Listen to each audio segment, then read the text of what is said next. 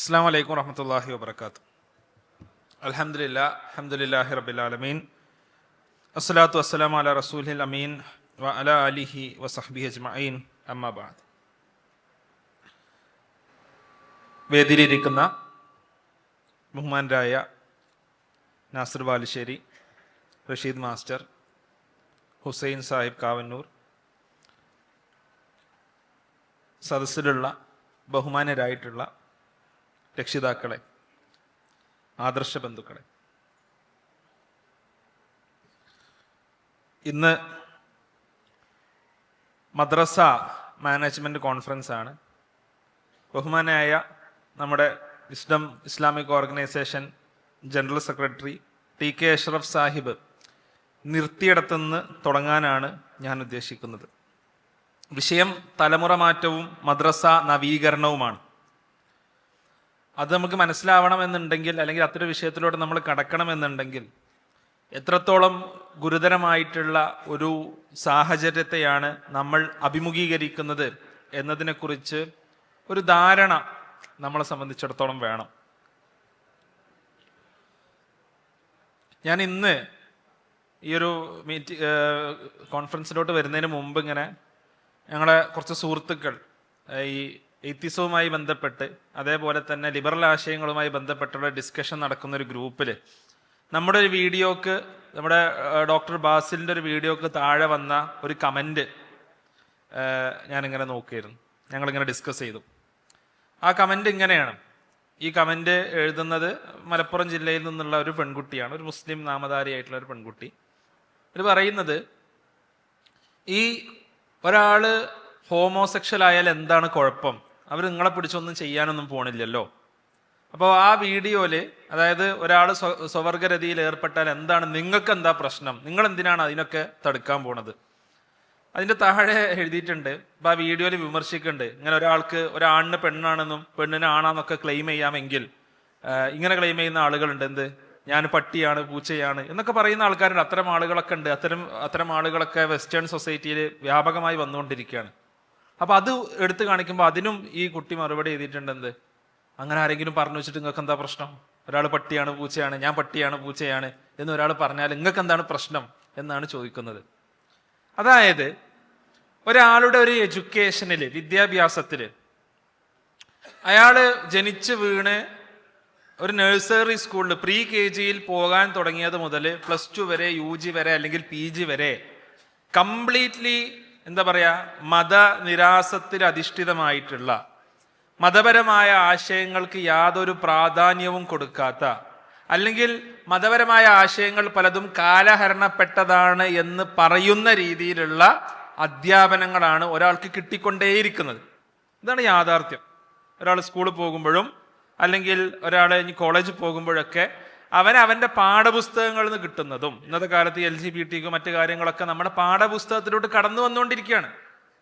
അതിൻ്റെ ആളുകൾ ഇതിൽ യാതൊരു എക്സ്പെർട്ടീസും ഇല്ലാത്ത ആളുകളെ ഗവൺമെന്റിന്റെ പാഠപുസ്തക കമ്മിറ്റികൾ ഉൾപ്പെടുത്തിയിട്ട് നമ്മുടെ 8ാം ക്ലാസ്സിലെയും 9ാം ക്ലാസ്സിലും പഠിക്കുന്ന വിദ്യാർത്ഥികൾ എന്താണ് ഗേ, എന്താണ് ലെസ്ബിയൻ, ഇതിലൊന്നും വലിയ കുഴപ്പമില്ല, ഒരാളുടെ സെക്സും ജെൻഡറും വ്യത്യസ്തമാവാം എന്നൊക്കെ അവരുടെ പാഠപുസ്തകങ്ങളോട് പഠിപ്പിച്ചു കൊടുക്കുകയാണ്. ഇതേ ആശയങ്ങൾ കോളേജ് തലത്തിൽ അവർക്ക് കിട്ടുകയാണ്. ഇനി ഇതൊന്നും പോരാഞ്ഞിട്ട് അവരുടെ ചുറ്റുള്ള സിനിമകൾ അവരോട് ഇത് പറഞ്ഞുകൊണ്ടിരിക്കുകയാണ്. അവർ കാണുന്ന വെബ് സീരീസുകൾ കുട്ടികളോട് ഇത് പറഞ്ഞുകൊണ്ടിരിക്കുകയാണ്. അവരുടെ ചുറ്റുമുള്ള കാണുന്ന രാഷ്ട്രീയ സംഘടനകൾ ഇത് പറഞ്ഞുകൊണ്ടിരിക്കുകയാണ്, അല്ലേ? അവരുടെ സോഷ്യൽ മീഡിയയിൽ നിരന്തരം ഇതുമായി ബന്ധപ്പെട്ട അജണ്ടകളും ഇതുമായി ബന്ധപ്പെട്ട പ്രോഗ്രാമുകളോ കണ്ടുകൊണ്ടിരിക്കുന്നത്. ഒരു മതപണ്ഡിതൻ ഈ അടുത്ത് പറഞ്ഞത്, ഒരാള് 18 വയസ്സ് കഴിഞ്ഞിട്ട്, അല്ലെങ്കിൽ 18 വയസ്സ് കഴിയുമ്പോഴേക്ക് സ്കൂൾ വിദ്യാഭ്യാസം അല്ലെങ്കിൽ ഇത്തരം വിദ്യാഭ്യാസം കഴിയുമ്പോഴേക്ക് ഒരു നിരീശ്വരവാദിയായി പോകുന്നതിലല്ല അത്ഭുതമുള്ളത്. ഒരു നിരീശ്വരവാദി ആവാതെ മതത്തിൽ തന്നെ അടിയുറച്ച് നിൽക്കുന്നതിലാണ് ശരിക്കും അത്ഭുതം. ശരിയല്ലേ?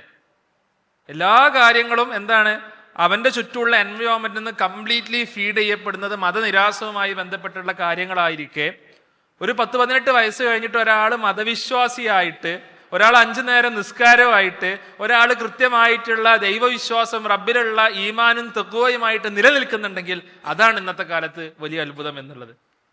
അത് നിലനിർത്തണം എന്നുണ്ടെങ്കിൽ ഇത്രയധികം നമുക്ക് ചുറ്റും പ്രതിലോമകരമായിട്ടുള്ള കാര്യങ്ങൾ കുട്ടികളുടെ ബ്രെയിനിലോട്ട് അടിച്ചേൽപ്പിക്കപ്പെടുന്ന ഒരു കാലഘട്ടത്തിൽ അത് നിലനിർത്തപ്പെടണമെന്നുണ്ടെങ്കിൽ ഇന്നത്തെ കാലത്ത് നമ്മുടെ മുന്നിൽ ഏറ്റവും നേരത്തെ പറഞ്ഞതുപോലെ പ്രയോറിറ്റി നമ്പർ 1 നമ്മൾ നിർത്തേണ്ട സംവിധാനം എന്നുള്ളത് നമ്മുടെ മദ്രസകളാണ്. യാതൊരു സംശയമില്ല. അതിന് നമുക്ക് ഇനി വേറെ പേരിട്ട് വിളിക്കാം, റിലീജിയസ് സ്കൂൾസ് എന്ന് വിളിക്കാം, എന്ത് വേണമെങ്കിലും നമുക്ക് വിളിക്കാം. പക്ഷേ മതപരമായിട്ടുള്ള ഒരു പഠനം എന്നുള്ളത്, മതപരമായിട്ടുള്ള ആശയങ്ങൾ എന്നുള്ളത്, ഖുർആനും ഹദീസും കുട്ടികളെ വ്യവസ്ഥാപിതമായി പഠിപ്പിക്കാനുള്ള വ്യവസ്ഥാപിതമായിട്ട് ക്ലാസ്സുകളല്ല, വെറും പഠന ക്ലാസ്സുകൾ എപ്പോഴെങ്കിലും സംഘടിപ്പിക്കുക എന്നുള്ളതല്ല, അല്ലെങ്കിൽ ഏതെങ്കിലും സമ്മേളനങ്ങൾ വെക്കുക എന്നുള്ളതല്ല, അതിലൊക്കെ അപ്പുറം വ്യവസ്ഥാപിതമായിട്ട് നമ്മുടെ ഒരു അടുത്ത തലമുറയെ കൃത്യമായിട്ട് ഇസ്ലാം എന്താണ് എന്ന് പഠിപ്പിച്ചു കൊടുക്കാവുന്ന സംവിധാനം നിലനിൽക്കലാവണം നമ്മുടെ ഒന്നാമത്തെ പ്രയോറിറ്റി എന്നുള്ളത്. അവിടെയാണ് നമ്മൾ ഏറ്റെടുത്തിട്ടുള്ള ഒരു ദൗത്യത്തിന്റെ പ്രാധാന്യം നമ്മൾ നിർബന്ധമായിട്ടും മനസ്സിലാക്കേണ്ടത്. പുതിയ കാലഘട്ടം വ്യത്യസ്തമാണ്. തലമുറ നവീകരണം എന്നുള്ള ഒരു വിഷയത്തെ എനിക്ക് അഭിസംബോധന ചെയ്യേണ്ടതുണ്ട്. 2010 ശേഷം ജനിച്ച കുട്ടികളാണ് നമ്മുടെ മദ്രസകളിൽ ഉള്ളത്, അല്ലെ? 2010 ശേഷം ജനിച്ച കുട്ടികളാണ് നമ്മുടെ മദ്രസകളിൽ ഉണ്ടാവുക. 2010 ശേഷം ജനിച്ച കുട്ടികളെ ജനറേഷൻ ആൽഫ എന്നാണ് സാമൂഹിക ശാസ്ത്രജ്ഞർ വിളിക്കുന്നത്. Generation alpha. 2025 ഓരോ 15 കൊല്ലം ഓരോ ജനറേഷനാണ്. ഓരോ 15 കൊല്ലം ഓരോ ജനറേഷനാണ്. ഞാനൊക്കെ ഉള്ള ഒരു ജനറേഷൻ 1980 മുതൽ 95 വരെ, ഞാൻ 92ലാണ് ജനിക്കുന്നത്, 1980 മുതൽ 95 വരെ ജനിച്ച ആൾക്കാരെ വിളിക്കുന്ന പേര് മില്ലേനിയൽസ് എന്നാണ്. മില്ലേനിയൽസ്. ഓക്കെ. അത് കഴിഞ്ഞിട്ടാണ് ജനറേഷൻ സി വരുന്നത്, 95 മുതൽ 2010 വരെ. 2010 മുതൽ 2025 വരെ ജനിച്ച ആളുകളെ ജനറേഷൻ ആൽഫ എന്നാണ് വിളിക്കുന്നത്. ഈ വർഷം ജനുവരി 1 മുതൽ ജനിക്കുന്ന കുട്ടികളെ സാമൂഹിക ശാസ്ത്രജ്ഞർ ഉൾപ്പെടുത്തിയിട്ടുള്ളത് ജനറേഷൻ ബീറ്റയിലാണ്. Generation beta. ഇതെന്താ ഇങ്ങനെ ഓരോ അല്ലെങ്കിൽ ഇങ്ങനെ ഓരോ ക്ലാസിഫിക്കേഷൻ നടത്താൻ കാരണം എന്താ? കാരണം ഓരോ കാലഘട്ടത്തിലും ജനിക്കുന്ന ആളുകളുടെ പ്രശ്നങ്ങളും അവർ അഭിമുഖീകരിക്കുന്ന പ്രോബ്ലംസും എല്ലാം ഡിഫറെൻ്റ് ആണ് എന്നുള്ളതുകൊണ്ടാണ്. ഇപ്പോൾ നമ്മളൊക്കെ എന്താ പറയാ, മദ്രസയിൽ സ്കൂളിൽ പഠിച്ചിരുന്ന സമയത്ത് എൻ്റെ ഉമ്മാൻ്റെ ഒക്കെ പ്രധാനപ്പെട്ട ഒരു കൺസേൺ എന്നുള്ളത് നമ്മളൊക്കെ എവിടുന്നെങ്കിലും ഒരു കേബിൾ ടി വി ഒക്കെ കാണുമെന്നുള്ളതായിരുന്നു. ദൂരദർശനൊന്നും കണ്ടാൽ വലിയ കുഴപ്പമില്ല, ഒരു കേബിൾ ടി വി ഒക്കെ കാണുമെന്നുള്ളതായിരുന്നു എൻ്റെ ഉമ്മാൻ്റെയും ഉപ്പാൻ്റെ ഒക്കെ ഒരു പ്രധാനപ്പെട്ട കൺസേൺ എന്നുള്ളത്. അതുകൊണ്ട് വീട്ടിൽ പഴയ ആൻറ്റിനൊക്കെ വെച്ചാൽ ടി വിയിലാണെങ്കിൽ ഒരു ദൂരദർശൻ മാത്രം വരുന്ന ഒരു കാലഘട്ടത്തിലാണ്. ഇന്ന് അങ്ങനത്തെ ഒരു കൺസേൺ നമുക്കുണ്ടോ? അല്ലെങ്കിൽ അങ്ങനെ കൺസേൺ ഉണ്ടായിട്ട് കാര്യമുണ്ടോ? ഇന്ന് കുട്ടികൾക്ക് എന്തൊക്കെയേ കാണാം, അല്ലേ? അപ്പോൾ ഇന്നത്തെ കുട്ടികളുടെ ചാലഞ്ചുകൾ ഡിഫറെൻ്റ് ആണ്. ഇന്നത്തെ കുട്ടികളുടെ ചാലഞ്ചുകൾ എന്താണ്? ഡിഫറൻറ്റുകളാണ്. അപ്പോൾ 90കളിൽ ജനിച്ച ഞങ്ങളെ അഭിസംബോധന ചെയ്ത പോലെ 2010 ശേഷം ജനിച്ച കുട്ടികളെ അഭിസംബോധന ചെയ്തിട്ട് കാര്യമുണ്ടോ? ഇല്ല, കാര്യമില്ല, അല്ലേ? അവരെ ജനറേഷൻ ആൽഫയാണ്. അവരിലെ ടീനേജേഴ്സ് എന്നല്ല, സ്ക്രീനേജേഴ്സ് എന്നാണ് വിളിക്കാറുള്ളത്. സ്ക്രീനുമായി ബന്ധപ്പെട്ട് ജീവിക്കുന്ന ആളുകൾ, അല്ലെ? നേരെ സ്ക്രീനിലോട്ട് ജനിച്ചു വീണ ആളുകളാണ്. അവരെ സംബന്ധിച്ച് പറയാറുള്ളത്, ഇതുപോലത്തെ ഒരു ജനറേഷൻ ലോക ചരിത്രത്തിൽ മുമ്പ് ഉണ്ടായിട്ടില്ല. കാരണം ഇതെങ്ങനെ ടേൺ ഔട്ട് ചെയ്യാന്നുള്ളത് ആർക്കും പറയാൻ പറ്റില്ല. ഇത് എന്താവും എന്നുള്ളത് ആർക്കും ഇപ്പോഴൊരു നിശ്ചയമില്ല. കാരണം ആ സ്ക്രീനിലോട്ട് ജനിച്ച് വീണ കുട്ടികളൊക്കെ ഇപ്പോൾ വളർന്ന് ഒരു SSLC ഒക്കെ എത്തിയിട്ടുള്ളൂ. ഇപ്പോഴും ആ SSLC ഒക്കെ എത്തിയ ആൾക്കാർ ഭാവിയിൽ എന്താവും, എങ്ങനെയാവും, ഇവരുടെ സ്വഭാവ രൂപീകരണത്തിന്റെ ഒരു പരിണാമം എങ്ങനെയാവും എന്നുള്ളതിനെ കുറിച്ച് ഇപ്പോഴും ആർക്കും ഒരു ധാരണയില്ല. ഇപ്പൊ എന്താ, വളരെ ഒരു എക്സ്പീരിമെന്റൽ ജനറേഷനാണ് ഇപ്പോൾ എസ്പെഷ്യലി നമ്മൾ മദ്രസയിൽ ചെയ്യുന്നത്, നമ്മൾ കാണുന്ന കുട്ടികൾ. ജനറേഷൻ ബീറ്റ് എന്നാ ഡിഫറൻറ്റാ ഇനി വരുന്ന 2025 ശേഷം. ഇപ്പൊ ഏകദേശം നമ്മളൊരു സോഷ്യൽ മീഡിയയും മറ്റൊക്കെ വളരെ വ്യാപകമായിട്ട് ഒരു ഡിജിറ്റൽ ടൂൾസ് ഒക്കെ എങ്ങനെ ഉപയോഗിക്കണം, എന്തൊക്കെയാണ് അതിന്റെ പ്രശ്നങ്ങൾ, എന്തൊക്കെയാണ് അതിന്റെ ഗുണങ്ങൾ എന്നുള്ളതൊക്കെ നമുക്കിപ്പോൾ ഏകദേശമൊക്കെ അറിയാം. പുതിയ കാര്യങ്ങളൊക്കെ വരണം, എന്നാൽ നമുക്ക് ഏകദേശം അറിയാം. എന്നാൽ ആ തലമുറയെ സംബന്ധിച്ചിടത്തോളം നമുക്കും അവർക്കും ഫോൺ കിട്ടിയത് ഒരേ കാലഘട്ടത്തിലാണ്. നമുക്കും അവർക്കും സ്ക്രീൻ കിട്ടിയത് ഒരേ കാലഘട്ടത്തിലാണ്. അതിന്റെ പരിക്കുകൾ അവർക്കുണ്ട്, അതിന്റെ ഗുണഫലങ്ങളും അവർക്കുണ്ട്. അപ്പൊ ഈ തലമുറ എന്നുള്ളത് കംപ്ലീറ്റ്ലി ഡിഫറെന്റ് ആണ്. ഈ തലമുറയെ നമ്മൾ ഏത് തലമുറയായാലും മദ്രസ വിദ്യാഭ്യാസത്തെ സംബന്ധിച്ചിടത്തോളം നമുക്ക് ഖുർആനും ഹദീസും തന്നെ പഠിപ്പിക്കാനുള്ളത്. കണ്ടന്റിന്റെ കാര്യത്തിൽ യാതൊരു സംശയമില്ല. നമുക്ക് എന്താ ഉള്ളത്? നമുക്ക് എല്ലാവരും പഠിപ്പിക്കാനുള്ളത് ഒരേ കാര്യങ്ങളാണ്. പക്ഷേ ആ പഠിപ്പിക്കുന്ന രീതി 20ാം നൂറ്റാണ്ടിലെയോ 19ാം നൂറ്റാണ്ടിലെയോ രീതി ആയതുകൊണ്ട് കാര്യമില്ല എന്നുള്ളത് എന്ത് ചെയ്യേണ്ടതുണ്ട്? നമ്മൾ മനസ്സിലാക്കേണ്ടതുണ്ട്. 19ാം നൂറ്റാണ്ടിലോ 20ാം നൂറ്റാണ്ടിലോ രീതി വെച്ചിട്ട് നമ്മൾ 21ാം നൂറ്റാണ്ടിലെ കുട്ടികളെ ആ രീതിശാസ്ത്രത്തിലൂടെ പഠിച്ചിട്ട് കാര്യമില്ല. ഇവർ ഡിജിറ്റൽ നേറ്റീവ്സ് ആണ്. ഡിജിറ്റൽ കാലഘട്ടത്തിലെ കുട്ടികളാണ്. ഇവരുടെ അറ്റൻഷൻ സ്പാൻ കുറവാണ്. ഒരു ചെറിയ സമയത്തിനപ്പുറം എന്ത് ചെയ്യാൻ പറ്റില്ല, അവർക്ക് പല കാര്യങ്ങളിലും ശ്രദ്ധ കേന്ദ്രീകരിക്കാൻ സാധിക്കില്ല എന്നുള്ളത് പ്രൂവൺ ആയിട്ടുള്ള കാര്യമാണ്. അവർ ലോകത്തുള്ള ഒരുപാട് കാര്യങ്ങളെക്കുറിച്ച് കൺസേൺഡ് ആണ്. പണ്ടത്തെ കാലത്ത് നമ്മളൊക്കെ വളർന്നു വരുന്ന സമയത്ത് നമുക്കൊക്കെ ഒരു പുറത്തോട്ടുള്ള നമ്മുടെ ഒരു എന്താ പറയാ, നമ്മുടെ ഒരു കണക്ഷൻ എന്നുള്ളത് പത്രങ്ങളാണ്, അല്ലെ? ആ പത്രങ്ങളിൽ ഒരു ഇന്റർനാഷണൽ പേജിൽ വരുന്ന വാർത്ത മാത്രമാണ് ലോകത്ത് എന്ത് സംഭവിക്കുന്നത് നമുക്ക് അറിയാനുള്ള ഒരു വഴി ഉണ്ടായിരുന്നത്. അല്ലാതെ അല്ലെങ്കിൽ ഒരു ന്യൂസ് കാണണം. എന്നാൽ ഇന്ന് അവർക്ക് ചുറ്റുള്ള റീലുകളിലൂടെ മറ്റെല്ലാ കാര്യങ്ങളിലൂടെയും ഇൻഫർമേഷൻ ബോംബാർഡിംഗ് ആണ്. അതായത് പരമാവധി വിവരങ്ങൾ അവർക്ക് കിട്ടിക്കൊണ്ടേയിരിക്കുക. ലോകത്ത് എന്തൊക്കെ നടക്കണം നമ്മളെക്കാളും നന്നായിട്ട് എന്ത് ചെയ്യുന്നുണ്ടാവും, ഈ കുട്ടികൾക്കൊക്കെ അറിയുന്നുണ്ടാവും, അല്ലേ? അവരുടെ ഒരു ലോകം ഡിഫറെന്റ് ആണ്. നമ്മൾ പറയും എന്ത്, ആ കുട്ടികൾ വേറെ ലോകത്താണ് ഉള്ളത്, ഓരെ തിരിച്ചു കൊണ്ടുവരണം. അല്ല, നമ്മൾ വേറെ ലോകത്താണ് ഉള്ളത്, നമ്മൾ ഓരോ ലോകത്തോട്ട് പോവുകയാണ് വേണ്ടത്. നമ്മൾ വേറെ ഒരു ലോകത്തോട്ട് പോവുകയാണ് വേണ്ടത്. ഓക്കെ, കഴിഞ്ഞ 2 വർഷം മുമ്പുള്ള ഒരു പ്രോഫ്കോണിന്റെ സമയത്ത് ഒരു ചെറിയൊരു പ്രതിസന്ധി ഉണ്ടായി. അതായത് കുട്ടികൾ മുഴുവൻ വന്നിട്ട് വേദി നിറഞ്ഞു. അപ്പോൾ ആൺകുട്ടികളെയും പെൺകുട്ടികളെയും ഇനി ഒരുമിച്ച് ഒരു വേദിയിൽ ഇരുത്താൻ പറ്റൂല. അപ്പോൾ നമ്മൾ അപ്പുറത്തൊരു ഓഡിറ്റോറിയം എടുത്തിട്ട് പെൺകുട്ടികൾക്ക് പെട്ടെന്ന് ഒരു പുതിയ വേദി ഉണ്ടാക്കി. അപ്പോൾ പ്രോഗ്രാം ഇല്ലല്ലോ, പ്രോഗ്രാം ഒന്നുമില്ല.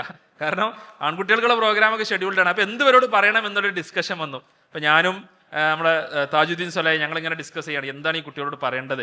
അപ്പോൾ കുറേ ചർച്ചകൾ വന്നു. ഇന്നത്തെ പുതിയ കാലത്ത് കുട്ടികൾ എന്ത് ചെയ്യുന്നു, കുട്ടികളോട് ഈ LGBTQ വിഷയം ഇതൊക്കെ. പക്ഷേ അപ്പോൾ ഞങ്ങളുടെ ഇടയിൽ വന്നൊരു ചർച്ച, നമ്മളിപ്പോൾ അതൊക്കെ ഓരോട് പറയണോ? ഇതിലിപ്പോൾ ഇത് അറിയാത്ത ആൾക്കാരുണ്ടാവുമല്ലോ. അപ്പോൾ അത് പറഞ്ഞിട്ട് നമുക്ക് അങ്ങനെ ഒരു പേടി ഉണ്ടല്ലോ എപ്പോഴും. നമ്മളിത് പറഞ്ഞിട്ട് ഇത് അറിയാത്ത ആൾക്കാരെ അറിയിച്ച് ഓരോ ഇതിനെ കുറിച്ചൊക്കെ സെർച്ച് ചെയ്ത് നോക്കിയാലോ എന്നുള്ളൊരു പേടി. അപ്പോൾ നമ്മൾ പറഞ്ഞത് ഒന്നും പറയണ്ട, ഓരോ ചോദ്യങ്ങളൊക്കെ നമുക്ക് കേൾക്കാം എന്ന് പറഞ്ഞ് ചോദ്യം ചോദിക്കാൻ തുടങ്ങിയപ്പോൾ ഫസ്റ്റ് തന്നെ ഇതൊക്കെയാണ് കുട്ടികൾക്ക് ചോദിക്കാനുള്ളത്. കുട്ടികൾക്ക് ചോദിക്കാനും സംസാരിക്കാനുള്ളത് ഇത്തരം ലിബറലിസവുമായി ബന്ധപ്പെട്ട വിഷയങ്ങൾ അവർക്ക് സംശയങ്ങളുണ്ട്. ദൈവവിശ്വാസവുമായി ബന്ധപ്പെട്ട വിഷയത്തിൽ അവർക്ക് സംശയങ്ങളുണ്ട്. അവരുടെ കൺസേൺസ് കൊറിയൻ ബാൻഡുകളെ കുറിച്ചാണ്, അല്ലേ? കൊറിയൻ ബാൻഡുകളെ കുറിച്ച് കൺസേൺഡ് ആയിട്ടുള്ള കുട്ടികൾ. ഇപ്പോൾ നമ്മളൊരു ഭാരവായി ഒരു അനുഭവം പറഞ്ഞത് എന്താന്ന് വെച്ചാൽ, ഒരു കുട്ടി ഉമ്മനോട് പറഞ്ഞത്രേ, ഞാൻ ദിവസം രാവിലെ വീട് അടിച്ചു വരിക്കോളാം, നിങ്ങൾ മറ്റേ ആൾക്ക് കൊടുക്കണം 100 റുപ്യ ആർക്ക് തന്നാൽ മതി, എനിക്ക് തന്നാൽ മതി, ആ വീട് ഞാൻ അടിച്ചു വരിക്കോളാം. എന്തിനാ? അത് 2025 അവസാനത്തിൽ മുംബൈയിൽ വെച്ച് ഇന്ന് ഒരു കൊറിയൻ ബാൻഡിന്റെ ഗാനമേള നടക്കുന്നുണ്ട്. അതിന്റെ ടിക്കറ്റ് എടുക്കണം എന്നുണ്ടെങ്കിൽ അതിന്റെ പൈസ ഉണ്ടാക്കാൻ വേണ്ടിയിട്ട് എന്ത് ചെയ്ത് രാവിലെ വീട് ഞാൻ അടിച്ചു വാരിക്കോളാന്ന് ആ കുട്ടിമാനോട് പറഞ്ഞു. മലപ്പുറം ജില്ലയിൽ സംഭവിച്ച കാര്യമാണ്. അപ്പൊ ഞാൻ പറഞ്ഞു വരുന്നത്, നമ്മള് വേറെ ലോകത്തും ഒരു വേറെ ലോകത്തുമാണ്. അവര് നമ്മളെ ലോകത്തോട്ട് വരിക, അത് നമ്മൾ അടിച്ചേൽപ്പിക്കുക എന്നുള്ളത് പ്രായോഗികമല്ല. നമ്മൾ അവരെ ലോകത്തോട്ട് പോയിട്ട് അവർക്ക് വേണ്ട ഒരു ഗൈഡൻസും മെന്റർഷിപ്പും കൊടുക്കുക എന്നുള്ളതാണ് നമുക്ക് എന്ത് ചെയ്യാനുള്ളത്, നമുക്ക് ചെയ്യാനുള്ളത്. അപ്പോൾ അവർക്ക് ഡിഫറെന്റ് പ്രോബ്ലംസ് ആണുള്ളത്. ആ ഡിഫറെന്റ് പ്രോബ്ലംസിന് ഡിഫറെന്റ് സൊല്യൂഷൻസ് കൊടുക്കാൻ നമുക്ക് സാധിക്കുമോ എന്നുള്ളത് നമ്മൾ ആലോചിക്കേണ്ടതുണ്ട്. അതിൽ എല്ലാ സൊല്യൂഷനും കൊടുക്കാൻ ഒരിക്കലും സ്കൂളുകൾക്ക് പറ്റൂല. ഞാൻ ഉദാഹരണം പറയാം, 1-2 ഉദാഹരണം ഞങ്ങൾക്ക് പറഞ്ഞുതരാം. ഇപ്പോൾ നമ്മളെപ്പോഴും കുട്ടികളുടെ കാര്യത്തിൽ കൺസേൺഡ് ആയിട്ടുള്ള ഒരു കാര്യമാണ് മൊബൈൽ ഫോൺ എങ്ങനെ ഉപയോഗിക്കണം, അല്ലേ? കുട്ടികൾക്ക് ഫോൺ കൊടുക്കാൻ പറ്റുമോ ഇല്ലേ? ഇതൊക്കെ എന്താണ് ഇന്നത്തെ കാലത്തെ പ്രശ്നമാണ്. ഇത് എവിടുന്ന് നമുക്ക് പറഞ്ഞു കൊടുക്കാൻ പറ്റുക? സ്കൂളിൽ നിന്ന് പറഞ്ഞു കൊടുക്കുമോ? ഇല്ല, സ്കൂളിൽ നിന്ന് പറഞ്ഞു കൊടുക്കാൻ പോണില്ല. നേരെ മറിച്ച് നമ്മൾ ആലോചിച്ചൊരു സൊല്യൂഷനിലെത്തണ്ടേ. നമ്മുടെ കുട്ടികൾ ഫോൺ എങ്ങനെ ഉപയോഗിക്കണം, ഫോൺ ഉപയോഗിക്കുമ്പോൾ ശ്രദ്ധിക്കേണ്ട കാര്യങ്ങൾ നമ്മുടെ മദ്രസയിൽ ഒരു പാഠമായിട്ട് ഇന്ന് വരേണ്ടതല്ലേ? ഫോൺ ഉപയോഗിക്കുമ്പോൾ എന്തൊക്കെ കാര്യങ്ങൾ ശ്രദ്ധിക്കണം എന്നുള്ളത് ഇന്നത്തെ കാലത്ത് നമ്മുടെ മദ്രസയിൽ ഒരു പാഠഭാഗമായിട്ട് ഏതെങ്കിലും രീതിയിൽ പാഠമായിട്ട് ഞാൻ അങ്ങനെ എഴുതി വായിച്ച് പഠിപ്പിക്കണം എന്നല്ല ഞാൻ പറഞ്ഞത്. പക്ഷേ ഡെമോൺസ്ട്രേറ്റ് ചെയ്തോ മറ്റോ നമ്മൾ എന്ത് ചെയ്യേണ്ടതുണ്ട്, നമ്മൾ പഠിപ്പിക്കേണ്ടതല്ലേ, അല്ലേ? പല കുട്ടികൾ, ഞാനിപ്പോൾ കഴിഞ്ഞ ദിവസം ഒരു സ്കൂളിൽ പോയപ്പോൾ ടീച്ചർ പറഞ്ഞു 10ാം ക്ലാസ്സിലെ കുട്ടികൾക്ക് ഒരു ക്ലാസ് എടുക്കാൻ പറ്റും. അവിടെ അടുത്ത് കോഴിക്കോട് ജില്ലയിലെ ഒരു സ്കൂളിൽ എന്നോട് അവിടുത്തെ പ്രധാനാധ്യാപിക പറഞ്ഞു, മാഷേ കുട്ടികൾ തമ്മിൽ എന്നും പ്രശ്നമാണ്, അടിയാണ്. അടി എന്തിന്റെ പേരിലാണ്? ഇൻസ്റ്റാഗ്രാമിൽ എന്തോ ഒരു പോസ്റ്റ് ഇട്ടതിന്റെ പേരിൽ 9ാം ക്ലാസ്സുകാരും 10ാം ക്ലാസ്സുകാരും ചേരി തിരിഞ്ഞടി. ഇവര് ഫേസ്ബുക്കിൽ മറ്റവരെ തോണ്ടിയിട്ട് എന്തെങ്കിലും, പണ്ട് നമ്മൾ അടി ഉണ്ടാവണമെന്നുണ്ടെങ്കിൽ അങ്ങോട്ടും ഇങ്ങോട്ടും എന്തെങ്കിലും പറയണം. അപ്പൊ അങ്ങോട്ടും ഇങ്ങോട്ടും പോയി നേരിട്ട് പറച്ചിലൊന്നുമില്ല. ഇവര് ഇൻസ്റ്റാഗ്രാമിലൂടെ മറ്റവൻ എന്ത് ചെയ്യും, എന്തെങ്കിലും ഒരു പണി, എന്തെങ്കിലും ഒരു വീഡിയോ എടുത്ത് അങ്ങോട്ട് കൊളുത്തിയിട്ടിടും, അവർ തിരിച്ചിങ്ങോട്ട് കൊളുത്തിയിട്ടിടും. എന്നിട്ട് അതിന്റെ പേരിൽ സ്കൂളിൽ വന്നിട്ട് പെരുവാടി, അടിക്കാൻ ഓരോ കാരണങ്ങൾ. അപ്പൊ ഈ സോഷ്യൽ മീഡിയയിൽ എങ്ങനെ ഇടപെടണം എന്ന് കുട്ടികളെ നമ്മൾ സ്കൂളിൽ നിന്ന് പഠിപ്പിച്ചു കൊടുത്തിട്ട് എന്തൊരു മൊറാലിറ്റിയാണ് അവർക്ക് പഠിപ്പിച്ചു കൊടുക്കാൻ പറ്റുക? അവരാരാ പഠിപ്പിച്ചു കൊടുക്കേണ്ടത്? നമ്മൾ മദ്രസയിൽ നിന്ന് പഠിപ്പിച്ചു കൊടുക്കണം, അല്ലെ? സൈബർ ബുള്ളിയിങ് നടന്നുകൊണ്ടിരിക്കുകയാണ്. അങ്ങോട്ടും ഇങ്ങോട്ടും ഈ ഇൻസ്റ്റാഗ്രാമിലൂടെ കുട്ടികൾ അങ്ങോട്ടും ഇങ്ങോട്ടും അവഹേളിക്കുന്ന കാര്യങ്ങൾ, ഈ സൈബർ ബുള്ളിങ്ങിനെ കുറിച്ച്, അതിന്റെ ദുരന്ത ഫലങ്ങളെ കുറിച്ച് ആരാ പഠിപ്പിച്ചു കൊടുക്കേണ്ടത്? നമ്മൾ മദ്രസയിൽ പഠിപ്പിച്ചു കൊടുക്കണം, അല്ലെ? സ്ക്രീൻ എങ്ങനെ ഉപയോഗിക്കണം എന്ന് ആര് പഠിപ്പിച്ചു കൊടുക്കണം? നമ്മൾ മദ്രസയിൽ പഠിപ്പിച്ചു കൊടുക്കണം. അപ്പൊ ഇവിടെ നമുക്ക് വലിയൊരു ദൗത്യം പുതിയ തലമുറയിൽ നമുക്ക് നിർവഹിക്കാനുണ്ട്. അത് നമ്മുടെ അധ്യയന രീതികൾ മാറേണ്ടതുണ്ട്. നമുക്ക് നമ്മുടെ സിസ്റ്റം തന്നെ മൊത്തത്തിൽ ഒരു അഴിച്ചുപണിക്ക് നമ്മൾ വിധേയമാക്കേണ്ടതുണ്ട്. ഇപ്പോൾ ടീച്ചർമാരുമായി ബന്ധപ്പെട്ട വിഷയങ്ങൾ പറഞ്ഞു അല്ലേ? നമ്മുടെ അധ്യാപകരുമായി ബന്ധപ്പെട്ട് നമ്മൾ ചിന്തിക്കേണ്ട ഒരുപാട് വിഷയങ്ങളുണ്ട്. എന്താണ് നമ്മൾ നേരത്തെ പറഞ്ഞതുപോലെ, ബഹുമാനായ അഷ്റഫ് സാഹിബ് പറഞ്ഞതുപോലെ, അധ്യാപകർക്ക് എത്ര നമ്മൾ സാലറി കൊടുക്കണത്? നമ്മളെ എങ്ങനെയാണ് മദ്രസ അധ്യാപകരെ നമ്മൾ നിശ്ചയിക്കുന്നത്? നീ പള്ളിയിൽ നിൽക്കുന്ന ഒരാളെ നമ്മൾ പിടിച്ചിട്ട് എന്ത് ചെയ്യും? നമ്മളൊരു അധ്യാപകനാക്കും അല്ലേ? അല്ലെങ്കിൽ ഓഫീസ്ക്ക് കുറച്ച് ലേറ്റായി പോവേണ്ട ഒരാളെ, കുറച്ച് ലേറ്റായിട്ട് ഓഫീസിൽ പോകേണ്ട ഒരാളെ പിടിച്ച് എന്ത് ചെയ്യും? നമ്മൾ ഒരു അധ്യാപകനാക്കും അല്ലേ? അല്ലെങ്കിൽ ചിലപ്പോൾ ഞാൻ അറബി കോളേജിൽ നിന്ന് ജസ്റ്റ് പഠിച്ചിറങ്ങിയ ഒരു കുട്ടീനെ പിടിച്ചിട്ട് നമ്മൾ എന്ത് ചെയ്യും? നമ്മൾ ഒരു അധ്യാപകനാക്കും അല്ലേ? പക്ഷെ നമ്മളെന്താ ആലോചിക്കേണ്ടത്? ഞാൻ ചെന്നൈയിൽ പഠിക്കുന്ന സമയത്ത് ഒരു പയ്യൻ, നല്ലൊരു പയ്യൻ, അവന് വളരെ കോറായിട്ടുള്ള AP സമസ്ത ഫാമിലിയിൽ നിന്ന് വരുന്നൊരു പയ്യനാണ്. അവന് ഇങ്ങനെ കുറച്ച് കാര്യങ്ങൾ, സംശയങ്ങളൊക്കെ നമ്മളോട് ചോദിക്കും. എന്നോട് ഒരു ദിവസം ചേകന്നൂരിൻ്റെ പുസ്തകമൊക്കെ എടുത്തുനിന്ന് കുറച്ച് സംശയങ്ങൾ അങ്ങനെയൊക്കെ ചോദിച്ചു. നമ്മളിത് പറഞ്ഞു കൊടുക്കും. ഒരു ദിവസം അവനെ കാസർഗോഡ് പ്രോഫ്കോണിനെ ഞാൻ അവനെ വിളിച്ചു കൊണ്ടുവന്നു. ഇതിലത് കേട്ട് നമ്മളെ പരിപാടികളിലൊക്കെ പങ്കെടുക്കാൻ തുടങ്ങിയ സമയത്ത് പിന്നെ പെട്ടെന്നൊരു ദിവസം അവനാണ് കാണാതായി. ഈ കാണാതായ സമയത്ത് എനിക്ക് മനസ്സിലായില്ല. ഞാനാണെങ്കിൽ എൻ്റെ ഒരു അവസാന വർഷത്തെ തിരക്കിലൊക്കെ ആയിട്ട് ഞാൻ അങ്ങനെ ശ്രദ്ധിച്ചില്ല. ഓക്കെ, അപ്പോൾ അവൻ്റെ ഫാദർ, അവൻ്റെ ഉപ്പ, ഈ ഒരു കോർ AP സുന്നി ഫാമിലിയിൽ നിന്ന് വരുന്ന അവൻ്റെ ഉപ്പ അവനൊരു നിർദ്ദേശം കൊടുത്താണ്, നീ എന്ത് ചെയ്യരുത്, ഇന്ന ആളുകളുമായിട്ട് ബന്ധം പുലർത്താൻ പാടില്ല. അപ്പോൾ അതെന്ത് ചെയ്യരുത്, ഈ പള്ളിയിൽ പോകരുതെന്ന് പറഞ്ഞവനോട്. അവിടെ നമുക്കൊരു പ്രെയർ ഹാൾ ഉണ്ട്. അപ്പോൾ പ്രെയർ ഹാൾ പോകാൻ പാടില്ല. ഓലെ കാണുന്നുണ്ടെങ്കിൽ നിസ്കരിക്കാൻ പോകണ്ട. അതാണ് വാപ്പാൻ്റെ വാദം. ഈ വീട്ടിൽ നിന്ന് റൂമിൽ നിസ്കരിച്ചാൽ മതി. 2-3 മാസം കഴിഞ്ഞിട്ട് ഞാൻ കോളേജൊക്കെ കഴിഞ്ഞ് എനിക്ക് ഈ വാപ്പാൻ്റെ ഫോണ് വരികയാണ്. ഞാൻ നാളെ ഫാദറാണെന്ന് പറഞ്ഞു. പക്ഷേ ഇന്ന ചീത്ത അറിയാൻ വല്ലതും വിളിച്ചാണെന്ന് വിചാരിച്ചു. എന്നോട് പറഞ്ഞു, എൻ്റെ മോന് നിരീശ്വരവാദി ആയിക്കണം, നിങ്ങൾ എങ്ങനെയെങ്കിലും ഓനെ നന്നാക്കി തരുവോച്ചു. എൻ്റെ മോന് നിരീശ്വരവാദി ആയിട്ടുണ്ട്, നിങ്ങൾ എങ്ങനെയെങ്കിലും ഓനെ നന്നാക്കി തരുമെന്ന് വെച്ചു. നമ്മളൊന്ന് ആലോചിച്ച് നോക്കുക. അതായത് ചിലപ്പോൾ നമ്മൾ കൊടുക്കുന്ന ഒരു റോങ് അധ്യാപനം കൊണ്ട് എന്താവാൻ സാധ്യതയുണ്ട്? ഒരു കുട്ടി വഴിതെറ്റിപ്പോകാൻ സാധ്യതയുണ്ട്. ശരിയല്ലേ? ഒരു കുട്ടി ഇന്നത്തെ കാലത്ത് ഈ LGBTQമായി ബന്ധപ്പെട്ടൊരു സംശയം നമ്മൾ 5ാം ക്ലാസ്സിലെ ഒരു കുട്ടി നമ്മളൊരു മദ്രസ അധ്യാപകനോട് ചോദിച്ചു എന്ന് വിചാരിക്കാം. എത്ര അധ്യാപകർക്ക് കൃത്യമായിട്ട് അവനൊരു ആൻസർ കൊടുക്കാൻ പറ്റും? എത്ര ആൾക്കാർ അവനെ ചീത്ത പറഞ്ഞ് അവിടെ ഇരുത്തും എന്നുള്ളത് നമ്മളൊന്ന് ആലോചിക്കാം. എത്ര ആൾക്കാരുണ്ടാവും? വെറുതെ ഒന്ന് ആലോചിച്ച് നോക്കി. ഒരാൾ അവനെ ചീത്ത പറഞ്ഞ് അവിടെ അടിച്ചിരുത്തിയാൽ എന്തായിരിക്കും ആ കുട്ടിയുടെ മനസ്സിലുണ്ടാവുക? ഇവരടുത്ത് ഇതിൻ്റെ ഒന്നും ഉത്തരമില്ല, ഓലെ കൊണ്ട് ഇതൊന്നും പറ്റൂല അല്ലേ? ആ കുട്ടി ചിന്തിച്ച് ആ കുട്ടി വഴി തെറ്റിപ്പോയാൽ അതിൻ്റെ ഉത്തരവാദിത്തം ആരെ ഏറ്റെടുക്കുക? അധ്യാപകനാണോ? ആ അധ്യാപകനെ നിയമിച്ച നമ്മൾ കമ്മിറ്റിയാണോ? ആരെ ഏറ്റെടുക്കേണ്ടത്? നമ്മൾ വളരെ ഗൗരവമായി ചിന്തിക്കേണ്ട വിഷയമല്ലേ? ആരെങ്കിലും ഒരാളെ പിടിച്ച് അധ്യാപകനാക്കുക എന്നുള്ളൊരു ചിന്താഗതി മാറണം. 1ാം ക്ലാസ്സിലെ കുട്ടിയുടെ സൈക്കോളജി അറിയുന്ന ഒരാളാവണം, അതിന് ട്രെയിനിങ് കിട്ടിയ ഒരാളാവണം എന്ത് ചെയ്യേണ്ടത്?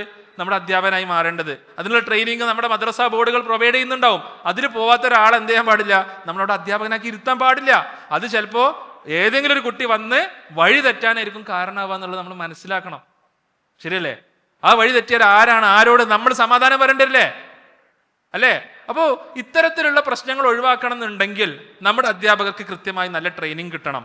നല്ല ട്രെയിൻഡ് ആയിട്ടുള്ള ആളുകളുണ്ട്, വനിതകളായിട്ടുള്ള ആളുകൾ പല ആൾക്കാരുണ്ടാവും, വീട്ടിലിരിക്കുന്നവരുണ്ടാവും, BEd കഴിഞ്ഞ ആളുകൾ, TTC കഴിഞ്ഞ ആളുകളുണ്ടാവും. അവർക്ക് ചിലപ്പോൾ കുറച്ച് അറബി ഭാഷയിൽ നമ്മൾ ട്രെയിനിങ് കൊടുത്താൽ, അവർക്ക് ഇത്തരം കാര്യങ്ങൾ അപ്ഡേറ്റഡ് ആയി കൊടുത്താൽ ചിലപ്പോൾ അവർ ബെറ്റർ അധ്യാപകരായി മാറും അല്ലേ?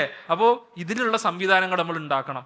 പുതിയ കാര്യങ്ങളെ കുറിച്ചുള്ള ചോദ്യങ്ങളിൽ എങ്ങനെയൊക്കെ മറുപടി കൊടുക്കണം എന്നതിനെ കുറിച്ച്, പുതിയ കാലത്തിന്റെ പ്രശ്നങ്ങളെ എങ്ങനെ അഡ്രസ്സ് ചെയ്യണം എന്നതിനെ സംബന്ധിച്ച് നമ്മുടെ അധ്യാപകർക്ക് കൃത്യമായിട്ടുള്ള ധാരണ നമ്മൾ കൊടുക്കേണ്ടതുണ്ട്. ഇല്ല എന്നുണ്ടെങ്കിൽ നമ്മൾ മദ്രസ നടത്തിയിട്ട് കുട്ടികളെ ചിലപ്പോൾ ഡാമേജ് ചെയ്യുന്നതിന് തുല്യമായിട്ടുള്ള കാര്യങ്ങൾ സംഭവിക്കാൻ സാധ്യത ഉണ്ട് അല്ലേ? അപ്പൊ അതിന് നേരത്തെ പറഞ്ഞ പോലെ നല്ല സാലറി ചിലപ്പോൾ കൊടുക്കേണ്ടി വരും അല്ലേ? നമ്മളെന്തൊക്കെ ഈ പറഞ്ഞ പോലെ നമ്മുടെ സംവിധാനങ്ങളിൽ നമ്മൾ വലിയ സമ്മേളനങ്ങൾ നടത്തുന്നുണ്ട്, നമ്മൾ പരിപാടികൾ നടത്തുന്നുണ്ട്, അതിനൊക്കെ നമ്മൾ സ്പെൻഡ് ചെയ്യുന്നുണ്ട്. അതിനേക്കാളും ഗൗരവത്തിൽ നമ്മുടെ പ്രയോറിറ്റി ആയിട്ട് മദ്രസ വിദ്യാഭ്യാസവും അതിനുള്ള ഫണ്ടൊക്കെ മാറേണ്ടതുണ്ട്. ആ പ്രയോറിറ്റി നമുക്ക് ഇല്ലാത്തത് കൊണ്ടാണ് പലപ്പോഴും പല പ്രശ്നങ്ങളും എന്ത് ചെയ്യുന്നത് സംഭവിക്കുന്നത്. ഇവാലുവേഷൻ മെത്തേഡുകൾ മാറേണ്ടതുണ്ട്. ഒരു എഴുത്ത് പരീക്ഷയ്ക്കപ്പുറം അവനിതൊക്കെ ചെയ്യുന്നുണ്ടോ? അവിടെയാണ് പാരന്റൽ ഇൻവോൾവ്മെന്റ് പ്രധാനമായിട്ട് വരുന്നത്. പല മദ്രസകളിലും പലപ്പോഴും എന്തില്ല, ഒരു പാരന്റ്സ് മീറ്റിംഗ് പ്രോപ്പർലി നടത്തൂല. പലപ്പോഴും കാരണം എന്താ? ഇനി പാരന്റ്സിന്റെ മീറ്റിംഗ് വിളിച്ചിട്ട് ഞാൻ അതുകൊണ്ട് എന്തെങ്കിലും ചീത്ത കേൾക്കുമോ അല്ലെ, ഇനി പാരന്റ്സിൻ്റെ അടുത്ത് എന്തെങ്കിലും ചീത്ത കേൾക്കുമോ എന്നുള്ള പേടി പല ആൾക്കാർക്കും ഉണ്ട്. അപ്പൊ പാരന്റ്സ് മീറ്റിംഗ് നടക്കുന്നില്ല. പാരന്റ്സിന് കൃത്യമായിട്ടുള്ള ഒരു തെർബിയത്ത് കാര്യങ്ങളൊക്കെ എന്ത് ചെയ്യണം? നടക്കണം. കാരണം അൾട്ടിമേറ്റ്ലി പാരൻസിനെ കണ്ടിട്ടാണ് കുട്ടികൾ പഠിക്കുന്നത്. നമ്മൾ എന്ത് പഠിപ്പിച്ചു കൊടുത്താലും അതിനൊക്കെ അപ്പുറം എന്തുണ്ട്, കുട്ടികൾ കണ്ടു പഠിക്കണുണ്ട്. ഒരിക്കൽ എൻ്റെ ഫാമിലിയിൽപ്പെട്ടൊരു കുട്ടി, ഞാനിങ്ങനെ ഓഫീസ് കഴിഞ്ഞൊന്ന് റമദാൻ മാസമാണ്, അപ്പോൾ ഇങ്ങനെ ഖുർആൻ ഇങ്ങനെ എടുത്ത് ഫോണിൽ ഖുർആൻ ഇങ്ങനെ നോക്കിക്കൊണ്ടിരിക്കുക. അപ്പം എന്നോട് വന്ന് ചോദിച്ച്, നിങ്ങൾ എന്താ ചെയ്യണേ? ഞാൻ പറഞ്ഞു, ഞാൻ ഖുർആൻ ഓതാണ്. അത് നിങ്ങൾ ഖുർആൻ ഓതണോ ചോദിച്ചോടെ? അപ്പം എനിക്കത് മനസ്സിലായില്ല. അപ്പോൾ ഞാൻ ചോദിച്ചാൽ എന്തേ? സാധാരണ പെണ്ണുങ്ങൾ മാത്രമല്ല ഖുർആൻ ഓതുള്ളൂ, ആണുങ്ങൾ ഖുർആൻ ഓതില്ലല്ലോ ചോദിച്ചു. അതായത് ചെറിയ കുട്ടി ചോദിക്കുകയാണ്, എന്ത് പെണ്ണുങ്ങൾ മാത്രമല്ല ഖുർആൻ ഓതുള്ളൂ, ആണുങ്ങൾ ഖുർആൻ ഓതില്ല. അതെന്താ അറിയോ? സ്വന്തം വാപ്പ ഖുർആൻ ഓതണില്ല, അമ്മ ഖുർആൻ ഓതണ കാണുന്നുണ്ട്. അപ്പൊ കുട്ടി മനസ്സിലാക്കിയ എന്താ, ആ ഖുർആൻ എന്നുള്ളത് പെണ്ണുങ്ങൾക്ക് മാത്രം ഓതാനുള്ള ഒരു സാധനമാണ്, ആണുങ്ങൾ എന്ത് ചെയ്യാൻ പാടില്ല, ഇത് തൊടാൻ പാടില്ല എന്നാണ് ആ കുട്ടി മനസ്സിലാക്കണത്. അതായത് ഒരു 4 വയസ്സുള്ള 5 വയസ്സുള്ള കുട്ടി എങ്ങനെയാണ് ചുറ്റുമുള്ള സാഹചര്യങ്ങളെ റീഡ് ചെയ്യുന്നത് എന്നുള്ളതാണ്, അല്ലേ? അപ്പൊ നമ്മുടെ വീടുകളിൽ നമ്മുടെ പാരൻസിന് കൃത്യമായിട്ടുള്ള ആക്ഷൻ പ്ലാൻ നമുക്ക് വേണം. മദ്രസ മാനേജ്മെന്റ് നമ്മൾ ഒരുപാട് പ്രശ്നങ്ങളൊക്കെ പരിഹരിക്കുന്നിടത്ത് എന്തുണ്ട്, ഈ ഒരു ബന്ധത്തിനും കണക്ഷൻ. നേരത്തെ അഷ്റഫ് സാഹിബ് പറഞ്ഞതുപോലെ പാരൻസ് കൂടി ഒരു എക്കോസിസ്റ്റത്തിന്റെ ഉള്ളിലോട്ട് വരുമ്പോഴാണ് നമുക്ക് റൂം കുറവാണോ, നമുക്ക് സ്ഥലം കുറവാണോ, അങ്ങനെയാണ് ഇത് പരിഹരിക്കണം എന്നുള്ള ചിന്ത ഉണ്ടാവുക. അതിനെന്ത് വേണം? കുട്ടികളുടെ പഠന കാര്യത്തിൽ പാരൻസ് ഇൻവോൾവ് ചെയ്യണം.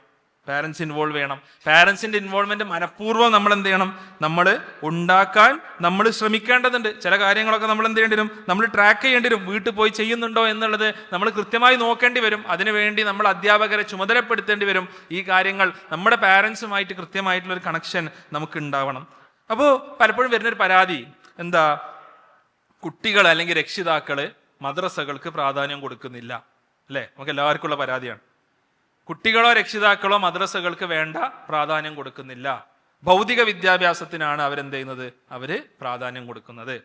ഇത് പുതിയൊരു പരാതിയൊന്നല്ല, നമ്മളൊക്കെ മദ്രസയിൽ പഠിക്കുന്ന കാലം മുതലേ ഉള്ള എല്ലാവർക്കും ഉള്ള പരാതിയാണ്. ഇത് നമ്മൾ നേരെ തിരിച്ചാലോചിക്കേണ്ടത്, നമ്മൾ മദ്രസകളെ മാനേജ് ചെയ്യുന്ന ആളുകൾ എന്ന നിലക്ക് നമ്മൾ മദ്രസകൾക്ക് എത്ര പ്രാധാന്യം കൊടുക്കലുണ്ടെന്ന്.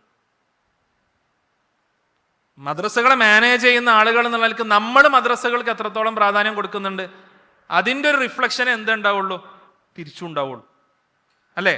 അതായത് നമ്മളൊരു സ്കൂൾ തുടങ്ങുകയാണെന്ന് വിചാരിക്കാം. നമുക്ക് പുതിയൊരു സ്കൂൾ തുടങ്ങണം. നമ്മൾ എന്തൊക്കെ നോക്കും? ആ സ്കൂളിന് വേണ്ട ഭൗതിക സാഹചര്യങ്ങൾ എന്തൊക്കെ നോക്കും? അവിടെ പാർക്കിംഗ് ഉണ്ടോ നോക്കും, അവിടെ കുട്ടികൾക്ക് കളിക്കാൻ ഗ്രൗണ്ട് ഉണ്ടോ നോക്കും, അല്ലേ? അവിടെ ആദ്യം തന്നെ നല്ലൊരു പ്രിൻസിപ്പാളിനെ നമ്മൾ സാലറി കൊടുത്ത് എന്ത് ചെയ്യും, നമ്മൾ നിയമിക്കും, അല്ലേ? അവിടുത്തെ അധ്യാപകർക്ക് വേണ്ട ട്രെയിനിങ് കൊടുക്കും, അല്ലേ? അവിടെ കുട്ടികൾക്ക് വേണ്ട ബാത്റൂം ഫെസിലിറ്റീസ് ഉണ്ടോ നോക്കും. ഇതൊക്കെ നമ്മൾ നോക്കൂലേ? എന്നാലൊരു മദ്രസ തുടങ്ങുമ്പോൾ ഇതിൽ എത്ര കാര്യം നമ്മൾ നോക്കും? അതാണ് ഞാൻ ചോദിച്ചത്, നമ്മൾ എത്രത്തോളം പ്രാധാന്യം കൊടുക്കുന്നുണ്ട്, ആദ്യഘട്ടത്തിൽ നമ്മൾ എത്രത്തോളം പ്രാധാന്യം കൊടുക്കുന്നുണ്ട് എന്നുള്ളത് നമ്മൾ വളരെ ഗൗരവത്തിൽ ചിന്തിക്കേണ്ട വിഷയമല്ലേ, അല്ലേ? നമ്മുടെ മദ്രസയിൽ പലപ്പോഴും മിനിമം സൗകര്യങ്ങളാണുള്ളത്. നമുക്ക് കാരണങ്ങൾ ഉണ്ടാവും, ശരിയാണ്. നമുക്കുള്ള അവൈലബിൾ ആയിട്ടുള്ള ഭൗതികമായിട്ടുള്ള റിസോഴ്സ് വെച്ചിട്ട്, സാമ്പത്തികമായിട്ടുള്ള കാര്യങ്ങൾ വെച്ചിട്ടൊക്കെ നമുക്ക് പരിമിതികളുണ്ട്. പരിമിതികളില്ല എന്നൊന്നും ഞാൻ പറയുന്നില്ല. പക്ഷെ ആ പരിമിതികൾക്ക് അപ്പുറത്ത് നിന്നുകൊണ്ട് മുന്നോട്ട് കൊണ്ടുപോകാൻ നമ്മൾ എന്തൊരു പ്ലാൻ ഉണ്ടാക്കിയിട്ടുണ്ടോ? ശരിയാണ്, ഈ കൊല്ലം നമ്മൾ എന്ത് ചെയ്തു, നമ്മൾ ചെറിയ രീതിയിൽ തുടങ്ങി. അടുത്ത കൊല്ലം എക്സ്പാൻഡ് ചെയ്യാനുള്ള ഒരു പ്ലാന് അവസാന സമയമാണ് നമ്മൾ ഉണ്ടാക്കുന്നത്, ആദ്യം നമ്മൾ ഉണ്ടാക്കിയിട്ടുണ്ടോ? അടുത്ത കൊല്ലം കൂടുതൽ കുട്ടികൾ വരുമ്പോൾ ഒരു മുറി എവിടെയെങ്കിലും ഒരു കടമുറി കൂടി എടുക്കുക എന്നുള്ളതാണ് നമ്മുടെ പ്ലാൻ. അതല്ല, നമ്മൾ അതിനുള്ളൊരു സംവിധാനം, നമുക്ക് പുതിയൊരു സംവിധാനങ്ങൾ രൂപപ്പെടുത്താൻ പറ്റുമോ എന്നുള്ളത് നമ്മൾ ആലോചിച്ചിട്ടുണ്ടോ? അതിന് വേണ്ടിയിട്ടുള്ള, കാരണം പല സ്ഥലത്തും നമുക്ക് എന്തിൻ്റെ ആവശ്യമില്ല, നമുക്ക് ചിലപ്പോൾ ഒരു ബിൽഡിങ്ങിൻ്റെ ആവശ്യം പോലും ഉണ്ടാവില്ല. നമ്മൾ കൃത്യമായിട്ടുള്ള രീതിയിൽ നമ്മളൊന്ന് പ്ലാൻ ചെയ്താൽ മതിയാവും. രാവിലെ ഉപയോഗിക്കാത്ത, അല്ലെങ്കിൽ നമ്മുടെ മദ്രസ സമയങ്ങളിൽ ഉപയോഗിക്കാത്ത എത്രയോ കെട്ടിടങ്ങളും എത്രയോ സംഭവങ്ങളൊക്കെ ഉണ്ടാവും, അല്ലേ? ചിലപ്പോൾ നമുക്കൊരു ബോർഡ് വെക്കാൻ പറ്റുന്നുണ്ടാവില്ല. പക്ഷേ നമുക്ക് കുട്ടികൾക്ക് അതിനേക്കാളും നല്ല സാഹചര്യങ്ങൾ, നല്ല സൗകര്യങ്ങൾ കൊടുക്കാൻ പറ്റും, അല്ലേ? ആളുകൾ ഫീസ് നൽകുമോ എന്നുള്ള പേടിയും ബേജാറുമാണ് നമുക്ക്. ഇതിലും എത്രയോ ഫീസ് കൊടുത്തിട്ടാണ് ആളുകൾ പല സ്കൂളുകളിലും പഠിക്കുന്നത്, പല സിസ്റ്റങ്ങളിലും പഠിക്കുന്നത്. നമ്മൾ നല്ല സൗകര്യങ്ങൾ ഏർപ്പെടുത്തിയാൽ, ഇതുകൊണ്ട് എൻ്റെ കുട്ടിക്കൊരു ഗുണമുണ്ടാവും എന്ന് തോന്നിയാൽ, എന്നൊരു രക്ഷിതാവിന് ബോധ്യപ്പെട്ടാൽ, നിർബന്ധമായിട്ടും ആ രക്ഷിതാവ് കുട്ടിയെ മദ്രസക്ക് പറഞ്ഞേക്കും എന്നുള്ള യാതൊരു സംശയവും വേണ്ട. കാരണം എല്ലാ രക്ഷിതാക്കൾക്കും ആശങ്ക ഉണ്ട്, എൻ്റെ കുട്ടി നന്നാവോ, എൻ്റെ കുട്ടിക്ക് എന്തെങ്കിലും പ്രശ്നം വരുമോ എന്നുള്ള ആശങ്ക ഉണ്ട്. ഈ അടുത്ത് ഞാനൊരു എൻട്രൻസ് കോച്ചിങ് സെന്ററുമായി ബന്ധപ്പെട്ട് ഇങ്ങനെ സംസാരിക്കുന്ന സമയത്ത് രക്ഷിതാവിനോട് പറഞ്ഞു, ഞാൻ ഇന്ന സ്ഥലത്താണ് എൻ്റെ കുട്ടിയെ വിട്ടിട്ടുള്ളത്. ഒരു എൻട്രൻസ് കോച്ചിങ് സെന്റർ ആണ് കേട്ടോ, എൻട്രൻസ് കോച്ചിങ് സെന്റർ, +1 +2 കഴിഞ്ഞിട്ട്. കാരണം എന്താ, ഇന്ന സ്ഥലത്താണ് വിട്ടിട്ടുള്ളത്. ഓൻ എൻട്രൻസ് കിട്ടിയില്ല എന്നുണ്ടെങ്കിലും ഓൻ അവിടുന്ന് വഴി പഴച്ച് പോരാന്ന് എനിക്ക് ഉറപ്പുണ്ട്.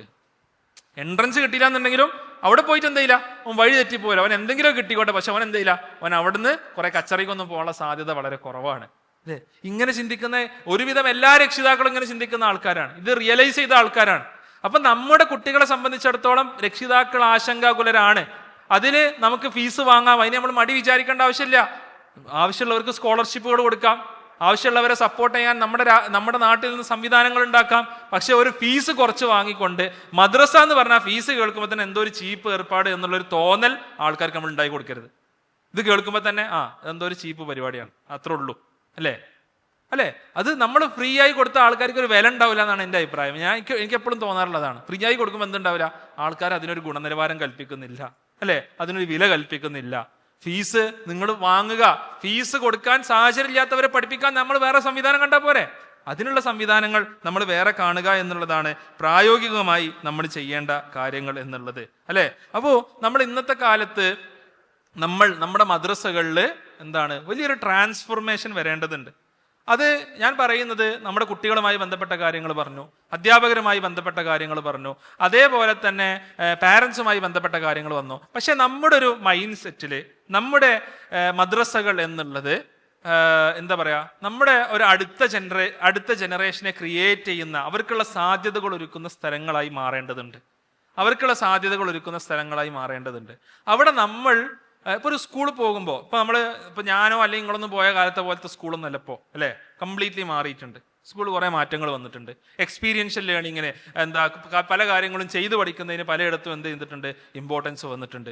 പല സ്കൂളിലും പരിപാടികളാണ്, പലയിടത്തും പരിപാടികൾ കൂടിയ പ്രശ്നമാണ്, അല്ലേ? ഒരുപാട് പരിപാടികൾ എന്ത് ചെയ്തുകൊണ്ടേയിരിക്കുകയാണ്, നടന്നുകൊണ്ടേയിരിക്കുകയാണ്. നമ്മുടെ മദ്രസകളിൽ എത്ര ഇങ്ങനത്തെ പരിപാടികൾ നടക്കുന്നുണ്ട്. നമ്മുടെ സർഗവസന്തം തന്നെ, നമ്മുടെ സർഗമേളകളും സർഗവസന്തമൊക്കെ എത്രത്തോളം നമ്മുടെ മദ്രസകളിൽ എന്ത് ചെയ്തിട്ടുണ്ട്, ഇംപ്ലിമെന്റ് ചെയ്യപ്പെട്ടിട്ടുണ്ട്. നമ്മൾ അത് ആലോചിക്കണ്ടേ? ഞാനിവിടെ കോഴിക്കോടാണ് താമസം. എൻ്റെ ചെറിയ മോനെ 5 വയസ്സുള്ള മോനേറ്റ് ഞാൻ വീട് എടരിക്കോടാണ്. വീട് പോണ സമയത്ത് ഒരു ദിവസം പോയ സമയത്ത് നമ്മുടെ എടരിക്കോട് മദ്രസയിൽ ഒരു പരിപാടി നടക്കുകയാണ്. ആ പരിപാടി നടക്കുന്ന സമയത്ത് ഞാൻ ഓനെയും കൊണ്ടുപോയി, എന്തൊരു കളറിങ് മറ്റു കാര്യങ്ങളൊക്കെ നടക്കുന്നു, അവനെ ചെയ്തു, തിരിച്ചു പോന്നു. ഇപ്പോഴും നാട്ടിൽ പോകുമ്പോൾ ചോദിക്കും, ഇന്നെ ഇവിടെ മദ്രസ ചേർക്കോ ചോദിക്കും എന്നോട്. മോന് ചോദിക്കും, 6 വയസ്സുള്ള മോൻ ചോദിക്കും, എന്നെ ഇവിടെ മദ്രസ ചേർക്കുമോ ചോദിക്കും. എന്തുകൊണ്ടാ? അവിടെ എന്തൊക്കെയോ പരിപാടികളൊക്കെ നടക്കുന്നുണ്ട്, അവിടെ ഭയങ്കര കളർഫുള്ളാണ്, അവിടെ ഭയങ്കര ഉഷാറാണ്, അവിടെയുള്ള ആളുകളൊക്കെ വളരെ അടിപൊളിയാണ് എന്നുള്ളൊരു തോന്നൽ ആ കുട്ടീൻ്റെ മനസ്സിലുണ്ടായതുകൊണ്ടാണ്, അല്ലേ? എന്നും നമുക്ക് പരിപാടിയൊന്നും നടത്താൻ സാധിച്ചില്ലെങ്കിലും കുട്ടികളുടെ ഒരു സർഗപരമായിട്ടുള്ള ശേഷികൾ, കാരണം ഇത് അടുത്ത തലമുറയാണ്, അടുത്ത നമ്മുടെ നേർപ്പത്തിൽ എഴുതേണ്ട ആൾക്കാരാണ്, അല്ലേ? അടുത്ത നമ്മുടെ വീഡിയോകളിൽ പ്രത്യക്ഷപ്പെടേണ്ട ആളുകളാണ്, അടുത്ത നമ്മുടെ ടീൻ സ്പേസുകളിലും പ്രോഫ്കോണുകളിലും സംസാരിക്കേണ്ട ആളുകളാണ്, അടുത്ത ലോകത്ത് നല്ല പ്രൊഫഷണലുകളായി വരേണ്ട, നല്ല മതപണ്ഡിതന്മാരായി വരേണ്ട ആളുകളാണ്. അവരെ ബോധപൂർവം, അതെന്ന് പറഞ്ഞാൽ എന്തെങ്കിലും ഒരു പുസ്തകം എടുത്ത് ഇങ്ങനെ രാവിലെ മുതൽ രാവിലെ ഒരു 1.5 മണിക്കൂർ ചൊല്ലി പഠിപ്പിക്കുക എന്നുള്ള പരിപാടി എല്ലാം അവിടെ നടക്കണ്ടേ? നേരെ മറിച്ച് നമ്മുടെ കുട്ടികളുടെ ഓവറോൾ ഡെവലപ്മെന്റിന് മതപരമായിട്ടും അതല്ലാതെയുമുള്ള അവരുടെ ഒരു ഓവറോൾ ഡെവലപ്മെന്റ് ഒരു സ്കൂള് ചിന്തിക്കുന്നതിനേക്കാളും ഗൗരവത്തിൽ നമ്മൾ ചിന്തിക്കേണ്ടതുണ്ട്. ഒരു സ്കൂൾ ചിന്തിക്കുന്നതിനേക്കാളും ഗൗരവത്തിൽ നമ്മൾ ചിന്തിക്കേണ്ടതുണ്ട്. ഇപ്പോൾ ഒരു ഉദാഹരണം പറയുകയാണെങ്കിൽ മദ്രസയിൽ ചിലപ്പോൾ നമ്മൾ ട്രിപ്പ് പോകേണ്ടി വരും, ഒരു ഫീൽഡ് ട്രിപ്പ് നമ്മൾ പോകേണ്ടി വരും. നമുക്ക് ജാമിയ അൽ ഹിന്ദ് പോലുള്ള ഒരു സ്ഥാപനത്തിൽ എന്തുകൊണ്ട് നമ്മുടെ കുട്ടീനെ കൊണ്ടുപോയിക്കൂടാ? ഒരു ദിവസം കൊണ്ടുപോയിട്ട് ആ സ്ഥാപനമൊക്കെ ഒന്ന് കാണിച്ചു കൊടുക്കുക, അല്ലേ? ഒരു ഉദാഹരണം പറയാം. അല്ലെങ്കിൽ വേറെ ഇനി ഒരു ഭൗതികമായിട്ടുള്ള ഒരു കോളേജ് വേണമെങ്കിൽ കാണിച്ചു കൊടുക്കാം, അല്ലേ? ഇതൊക്കെ നമുക്ക് ചെയ്യാവുന്ന കാര്യങ്ങളല്ലേ? നമുക്ക് എത്ര കോളേജുകളുണ്ട്, നമുക്ക് എത്ര സംവിധാനങ്ങളുണ്ട്. ഈ സംവിധാനങ്ങൾ നമ്മുടെ കുട്ടികൾക്ക് നമ്മൾ പരിചയപ്പെടുത്തി കൊടുക്കുക. മാത്രമല്ല, ഇത്തരം സംവിധാനങ്ങളിലൂടെയാണ് നമ്മുടെ കുട്ടികൾ എന്ത് ചെയ്യുന്നത്? നേരത്തെ ഷമീൽ പറഞ്ഞതുപോലെ നമ്മുടെ വിസ്റ്റം സ്റ്റുഡൻസിലോട്ട് വരിക, അല്ലെങ്കിൽ നമ്മുടെ സംഘടന പ്രവർത്തന രംഗത്തോട്ട് വരിക. ഇപ്പം എനിക്കൊക്കെ ഓർമ്മയുണ്ട്, ഞാൻ കോട്ടക്കൽ മദ്രസയിലാണ് പഠിച്ചിരുന്നത്. അന്ന് മദ്രസ പഠിച്ചിട്ട് ഒരു 4ാം ക്ലാസ്സിന് ഒരു ക്വിസ് പ്രോഗ്രാമിനൊക്കെ ആയിട്ട് സംസ്ഥാന തലം വരെ പോയി. അന്ന് ജാമിയ നദിവി, എടവണ്ണ ജാമിയ നദിവി ആദ്യമായിട്ട് കാണുന്നത്. അതൊക്കെ അന്ന് നമുക്ക് കാണുമ്പോൾ, ഒരു 4ാം ക്ലാസ്സിനൊക്കെ കാണുമ്പോൾ എന്തൊരു അത്ഭുതവും എന്തൊരു സന്തോഷമൊക്കെ എന്നറിയോ? ഇത് ഇപ്പം നമുക്ക് തോന്നുന്നുണ്ടാവില്ല. നമ്മളിപ്പോൾ എന്നും ജാമിയ അൽ ഹിന്ദ് പോകുമ്പോൾ നമുക്ക് തോന്നുന്നുണ്ടാവില്ല. പക്ഷെ ഒരു 3ാം ക്ലാസ്സിലോ 4ാം ക്ലാസ്സിലോ ഒരു കുട്ടി അത്തരൊരു സ്ഥാപനം പോയി കാണുമ്പോൾ അവന് വേറെ കുറെ വാതിലുകൾ തുറക്കുകയാണ്. എൻ്റെ മദ്രസക്കും എൻ്റെ പള്ളിക്കും എൻ്റെ നാടിനും അപ്പുറമുള്ള വേറെ കുറെ നാടുകളും വേറെ കുറെ കാര്യങ്ങളുണ്ട് എന്നുള്ളൊരു ബോധ്യം അവന് ഒരു 3ാം ക്ലാസ്സിലെ കുട്ടിക്ക് വരുന്നത് എന്നുള്ളത് അത് വലിയൊരു സംഭവമാണ്. നമുക്ക് വലിയ സംഭവമില്ല, പക്ഷെ ഒരു കുട്ടിയെ സംബന്ധിച്ചിടത്തോളം വലിയൊരു സംഭവം. അവിടുന്നായിരിക്കും അവന് സംഘടനാ രംഗത്തോട്ട് വരിക, അവിടുന്നായിരിക്കും അവൻ ഈ പ്രസ്ഥാനത്തിന്റെ ഒരു ആദർശത്തെക്കുറിച്ച് കൂടുതൽ മനസ്സിലാക്കാൻ തുടങ്ങുക, അല്ലെങ്കിൽ അതിൻ്റെ ഒരു ആവശ്യകത അവന് ബോധ്യപ്പെടുക, ഈ ഒരു സജീവമായിട്ടുള്ള പ്രവർത്തനത്തിന്റെ ഭാഗമായിട്ട് അവൻ മാറുക. അപ്പോൾ ഇത്തരത്തിലുള്ള ഒരു എക്സ്പീരിയൻഷ്യൽ ലേണിങ്ങിനുള്ള അവസരങ്ങൾ, ട്രിപ്പുകളൊക്കെ നമ്മുടെ, അതേപോലെ തന്നെ നമ്മുടെ സർഗമേളകളൊക്കെ നിരന്തരം നടക്കുന്നുണ്ട് എന്നുള്ളത് നമ്മൾ എന്ത് ചെയ്യണം? ഉറപ്പുവരുത്തണം. കാരണം എന്താ അറിയോ? ഇതിൽ പലപ്പോഴും ഓരോ ആളുകൾക്കും ഓരോ ഉദ്ദേശങ്ങളായിരിക്കും ഉണ്ടാവുക. ഞാൻ അതിനെ കുറ്റം പറയല്ല. ഇപ്പോൾ ഒരാൾ മദ്രസയിൽ ഇടപെടുമ്പോഴുള്ള ഉദ്ദേശം എന്തായിരിക്കും? അത് കുട്ടികളെ എന്ത് ചെയ്യണം? ഖുർആൻ ഓതാൻ പഠിപ്പിക്കണം. മൂപ്പരെ അഭിപ്രായത്തിൽ ഖുർആൻ ഓതുന്നല്ലാതെ വേറെ ഒന്നും എന്ത് ചെയ്യാൻ പറ്റുന്നുണ്ടാവില്ല, ചിലപ്പോൾ നടക്കാൻ പോകണ്ടാവില്ല. അല്ലെങ്കിൽ അത് മാത്രമായിരിക്കും അദ്ദേഹത്തിൻ്റെ ഒരു ശ്രദ്ധ. വളരെ പ്രധാനപ്പെട്ട കാര്യമാണ്, അല്ല എന്നല്ല പറഞ്ഞത്. ചില ആളുകൾക്ക് ഇതേപോലെ അക്കീദ പഠിപ്പിക്കുന്ന കാര്യത്തിലായിരിക്കാം. എന്നാൽ നമ്മൾ ഈ കുട്ടിയെ ഉൾക്കൊള്ളാതെ നമ്മൾ കുറെ ചൊല്ലി പഠിപ്പിച്ചിട്ട് പ്രത്യേകിച്ച് കാര്യമുണ്ടോ? ഇല്ല. അത് അവൻ്റെ ഉള്ളിലോട്ടോ അവൻ്റെ തലയിലോട്ടോ കയറാൻ പോകണില്ല, അല്ലേ? അപ്പോൾ അതുകൊണ്ടാണ് നമ്മൾ മദ്രസ കമ്മിറ്റികൾ രൂപീകരിക്കുമ്പോൾ അത് നമ്മൾ ആലോചിക്കണം. ഇതിൽ വേണ്ടത്ര റെപ്രസെൻറ്റേഷൻ എല്ലാ വിഭാഗങ്ങളിൽ നിന്നുള്ള ആളുകളിൽ നിന്നുണ്ടോ, അതായത് സ്റ്റുഡൻസ് ഉണ്ടോ, യൂത്ത് ഉണ്ടോ, പ്രൊഫഷണൽസ് ഉണ്ടോ എന്നൊക്കെ നോക്കണം. അല്ലെങ്കിൽ അങ്ങനത്തെ ആളുകളെ നമ്മൾ എന്ത് ചെയ്യണം? നിർബന്ധപൂർവ്വം ഇത്തരം കമ്മിറ്റികളിൽ നമ്മൾ കൊണ്ടുവരണം. അവരതിൻ്റെ ഡിസ്കഷൻ്റെ ഭാഗമാക്കി നമ്മൾ മാറ്റേണ്ടതുണ്ട്. ഓക്കെ. അതേപോലെ തന്നെ എനിക്ക് എപ്പോഴും തോന്നിയിട്ടുണ്ട്, എനിക്ക് പൂർണ്ണമായൊരു ബോധ്യമുള്ള ഒരു വിദ്യാഭ്യാസ സ്ഥാപനങ്ങളെ സംബന്ധിച്ച് എനിക്ക് പൂർണ്ണമായൊരു ബോധ്യമുള്ള ഒരു സാധനം എന്താണെന്ന് വെച്ചാൽ, ഒരു വിദ്യാഭ്യാസ സ്ഥാപനം നന്നായി നടക്കണമെങ്കിൽ അതിനു വേണ്ടി ഷഹീദാവാൻ ഒരാൾ വേണം. അത് നിർബന്ധമാണ്. ഇപ്പോൾ ജാമിയ അൽ ഹിന്ദ് നമുക്ക് കേൾക്കുമ്പോൾ നമുക്ക് ഫൈസൽ മൗലവിനെ നമുക്ക് ഓർമ്മ വരും, അല്ലേ? അല്ലെങ്കിൽ പർപ്പുലിസാൻ നമുക്ക് ഓർമ്മ വരും, അല്ലേ? ആ ഒരു സ്ഥാപനം കേൾക്കുമ്പോൾ ഞാനൊരു വ്യക്തിയിലോട്ട് ചേർത്തി പറയല്ല, പക്ഷെ ഏതൊരു സ്ഥാപനങ്ങളൊന്ന് ആലോചിച്ച് നോക്കുക. നിങ്ങൾ പഠിച്ചിട്ടുള്ളൊരു സ്കൂൾ, നിങ്ങളുടെ നാട്ടിലൊരു സ്കൂള് നല്ലൊരു സ്കൂൾ ഉണ്ടെന്നുണ്ടെങ്കിൽ ആ സ്കൂളിന്റെ പേര് പറയുമ്പോൾ അവിടുത്തെ ഒരു പ്രധാന അധ്യാപകൻ അല്ലെങ്കിൽ അവിടുത്തെ ഒരു പ്രധാനപ്പെട്ട ആളെ നമുക്ക് ഓർമ്മ വരും. നല്ല സ്ഥാപനങ്ങളാണ് എന്നുണ്ടെങ്കിൽ, കാരണം എഡ്യൂക്കേഷനിൽ വിദ്യാഭ്യാസത്തിന്റെ കാര്യത്തിൽ ആളുകളുടെ ഒരു സൈക്കോളജി എന്താണെന്ന് വെച്ചാൽ, മനഃശാസ്ത്രം എന്താ വെച്ചാൽ, ആളുകളെയാണ് വിശ്വസിക്കുക. ആളുകൾ ഒരു സ്ഥാപനത്തിന്റെ പേരിനെയോ മറ്റൊക്കെ വിശ്വസിക്കുന്നതിനപ്പുറം ആളുകളെയാണ് വിശ്വസിക്കുക. ഇത് വളരെ പ്രധാനപ്പെട്ട ഒരു സൈക്കോളജിയാണ്. ഇപ്പൊ പണ്ട് ബൈജൂസ് ആപ്പ് ഉണ്ടായിരുന്നു, അല്ലേ? മൂപ്പരെന്താ സ്വന്തം പേര് ആപ്പിന് ഇടാനുള്ള കാരണം മൂപ്പരാണ് പ്രധാനമായി ക്ലാസ് എടുക്കുന്ന ആള്, അല്ലേ? നമ്മളൊക്കെ എന്താ ആലോചിക്കുക, നമുക്ക് വേറെ എന്തെങ്കിലും ഒരു അടിപൊളി പേരിടാം. ഇവരെന്തായിട്ട് ബൈജു സ്വന്തം പേരിട്ടു. ഇന്ന് നിങ്ങൾ നോക്കുക, നിങ്ങൾ ഇവിടെ ഉള്ള എൻട്രൻസ് സ്ഥാപനങ്ങൾ നോക്കുക, കോളേജുകൾ നോക്കുക. ആ കോളേജുകളിലൊക്കെ ആളുകൾക്ക് വിശ്വാസമുള്ള, ആളുകൾക്ക് ഭയങ്കര ട്രസ്റ്റ് ഉള്ള ഒരാളുണ്ടാവും, അല്ലേ? അങ്ങനത്തെ ഒരാളെ നമുക്ക് എപ്പോഴും കൊണ്ടുപോയി ഇരുത്താനും നമ്മളെ എല്ലാ പ്രാദേശികമായ സ്ഥലങ്ങളിലൊന്നും പറ്റിക്കോണമെന്നില്ല. നമ്മളൊരാളായിട്ട് മാറണം. നമ്മളെ മദ്രസക്ക് വേണ്ടി അങ്ങനെ, അതാണ് പറഞ്ഞത്, അതിനുവേണ്ടി ഷഹീദാവാൻ റെഡി ആയിട്ടുള്ള, അതിനുവേണ്ടി പൂർണ്ണമായിട്ട് എന്താ പറയുക, അതിൻ്റെ എല്ലാ കാര്യങ്ങളും ഒരു ഓൾ ഇൻ ആൾ ആവാൻ പറ്റുന്ന ഒരാൾ എന്ത് വേണം? കമ്മിറ്റിയിൽ നിന്ന് വേണം. നിർബന്ധമാണ്. അങ്ങനെയാണെങ്കിലേ നമുക്ക് ചുറ്റുള്ള രക്ഷിതാക്കൾക്ക് എന്തുണ്ടാവുള്ളൂ? നമുക്ക് ചുറ്റുള്ള ആളുകൾക്കൊക്കെ എന്തുണ്ടാവുള്ളൂ? ട്രസ്റ്റ് ഉണ്ടാവുള്ളൂ. അതോടൊപ്പം നമ്മുടെ മദ്രസാ സംവിധാനങ്ങളുടെ പബ്ലിസിറ്റിയുടെ കാര്യത്തിൽ നമ്മൾ ഒന്ന് ഗൗരവത്തിൽ എടുക്കേണ്ടതുണ്ട്. നമ്മൾ ഒന്ന് ആലോചിച്ച് നോക്കിയാൽ വളരെ ട്രഡീഷണൽ ആയിട്ടുള്ള ഒരുപാട് കാര്യങ്ങളാണ് നമ്മൾ ഫോളോ ചെയ്യണത്, അല്ലേ? നമ്മൾ ചിലപ്പോൾ പള്ളിയിൽ ഒരു നോട്ടീസ് ഒട്ടിച്ച് വെക്കും, അല്ലെങ്കിൽ ചിലപ്പോൾ ഇനി പള്ളിക്കൽ അനൗൺസ് ചെയ്യും. ചിലപ്പോൾ നമുക്ക് പള്ളി തന്നെ ഉണ്ടാവില്ല. അപ്പോൾ നമ്മൾ എന്ത് ചെയ്യും? നമ്മൾ ഏതെങ്കിലും ഒരു വാട്സാപ്പിൽ മെസ്സേജ് അയക്കും, ഒരു ഗ്രൂപ്പിൽ മെസ്സേജ് അയക്കും. അതിനപ്പുറം ഒരു പോസ്റ്ററോ, ചിലപ്പോൾ ഒരു പോസ്റ്റർ പോകും, അതിനപ്പുറം ഒരു വീഡിയോ പോകുന്നുണ്ടോ, അല്ലെങ്കിൽ നമ്മൾ സോഷ്യൽ മീഡിയ, നമ്മുടെ മദ്രസിന് എന്തുണ്ടോ, ഒരു ഫേസ്ബുക്ക് പേജ് ഉണ്ടോ, ഇതൊക്കെ നമ്മൾ ആലോചിക്കേണ്ടതാണ്. കാരണം എവിടെയാണ് അധ്യാപകർ, പാരൻസ് ഒക്കെ ഉള്ളത്? പാരൻസ് ഒക്കെ ഈ സോഷ്യൽ മീഡിയയിലാണുള്ളത്, അല്ലേ? അപ്പോൾ നമ്മളെല്ലാവരും യൂട്യൂബ്, ഇൻസ്റ്റാഗ്രാം പേജ് തുടങ്ങണം എന്നല്ല പറഞ്ഞത്. പക്ഷേ അറ്റ്ലീസ്റ്റ് നമ്മുടെ ചുറ്റുള്ള രക്ഷിതാക്കൾ ഏത് മാധ്യമത്തിലാണോ ഉള്ളത് അതിലൂടെ ഇത് അറിയിക്കാനുള്ള സംവിധാനങ്ങൾ നമ്മൾ ഇതിൻ്റെ ഒരു പബ്ലിസിറ്റിയിലും ഒക്കെ എന്ത് ചെയ്യണം? കുറച്ചുകൂടി ഗൗരവത്തിൽ ഒരു പണിയെടുക്കണം. കാരണം എന്താ വെച്ചാൽ അപ്പോഴാണ് കൂടുതൽ കുട്ടികൾ വരുമ്പോഴാണ് നമുക്കും എന്തുണ്ടാവുക? ഒരു ബോധം ഉണ്ടാവുക, ആവശ്യത്തിന് സാഹചര്യങ്ങൾ ഒരുക്കണം എന്നുള്ളതൊക്കെ. മറ്റെന്താ, അത് അത്ര മതി.